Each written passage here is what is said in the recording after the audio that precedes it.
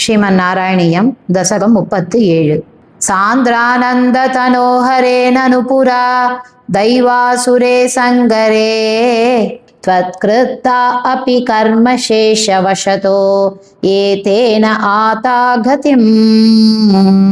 తేషాం భూతల జన్మనాం దితిభువాం భారేణ దూరార్దిత భూమి ప్రాప విరించమాశ్రుత పదం దేవై పురైవాగతై హాహా దుర్జన భూరి భారమతితాం పాతో నిదౌ పాతుకాం ఏతాం పాలయ హంత మే వివశతాం సంపృచ్ఛ దేవాని మాం ఇత్యాది ప్రచుర ప్రలాప వివశాం ఆలోక్య ధాతా మహీం దేవానాం వదనాని వీక్ష్య పరితో దధ్యౌ భవంతం హరే ఊచే చాంబుజబూరమూనయిసురా సత్యం దరిత్ర్యా వచో నత్వస్యా భవతాం చ రక్షణ విదౌ దక్షో హి లక్ష్మీపతిః సర్వే శర్వపురస్సరా వయమితో గత్వా పయో వారిదిం నత్వా తం స్తుమహే జవాదితియయుః సాకం తవాకేతనం తే ముగ్ధానిలశాలి దుగ్ధజలదేస్ తీరం గతా సంగతా యావత్ త్వత్పద చింతనైక మనసః తావత్ స పాతో జబూ త్వద్వాచం హృదయే నిశమ్య సకలాన్ ఆనందయన్ను శివాన్ ఆఖ్యాతః పరమాత్మనా స్వయమహం వాక్యం తదా కర్ణ్యతాం జానే దీనదశామహం దివిషధాం భూమేశ్చ భీమైర్నృపైః తక్షేపాయ భవామి యాదవకులే సోహం సమగ్రాత్మనా దేవా వృష్ణికులే భవంతు కలయా దేవాంగనాశ్చావనౌ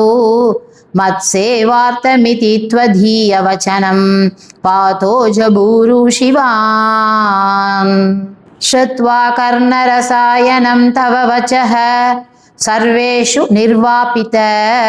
స్వాంతేష్వీశగతేషు తావక కృపా పీయూషతృత్తాత్మసు విఖ్యాతే మథురాపురే కిల భవత్ సాన్నిధ్య పుణ్యోత్తరే ధన్యాం దేవకనందనా ముదవహద్ రాజా సశూరాత్మజః ఉద్వాహావసితౌ తదీయ సహజః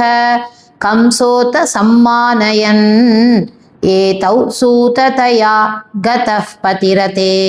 వ్యోమోత్తయా త్వద్గిరా అస్యాస్త్వా మతిదుష్టమష్టమసుతో హంతేతి హంతేరితః సంత్రాసాత్సతు హంతు మంతిక గతాం తన్వీం కృపాణీమదాత్ గృహ్ణానశికురేషు తాం కలమతిః సౌరేశ్చిరం సాంత్వనైర్ నో ముంచన్ పునరాత్మజార్పణగిరా ప్రీతోతయాతో గృహాన్ ఆద్యం త్వత్సహజం తథార్పితమపి స్నేహేన నాహన్నసౌ దుష్టానామపి దేవ పుష్టకరుణా దృష్టా హి ధీరే గతా తావత్వన్మనసైవ నారద మునిః ప్రోచేస భోజేశ్వరం యూయం నన్వసురాసురాశ్చ యదవో జానాసి కిం న ప్రభో మాయావీ స హరిర్భవత్పదకృతే భావి సురప్రార్థనాత్ ఇత్యాకర్ణ్య యధూనదు దునదసౌ సౌరేశ్చ సూనూనహన్ ప్రాప్తే సప్తమగర్భతా మహిపతౌ త్వత్ప్రేరణాన్ మాయయా నీతే మాధవరోహిణీం త్వమపి భోస్ సచ్చిత్సుకైకాత్మకః దేవక్యా జఠరం వివేశిత విభో సంస్థూయ మానస్సురైః सत्वं कृष्ण विधूय रोगपटलीं भक्तिं परां देहि मे. श्री हरये नमः.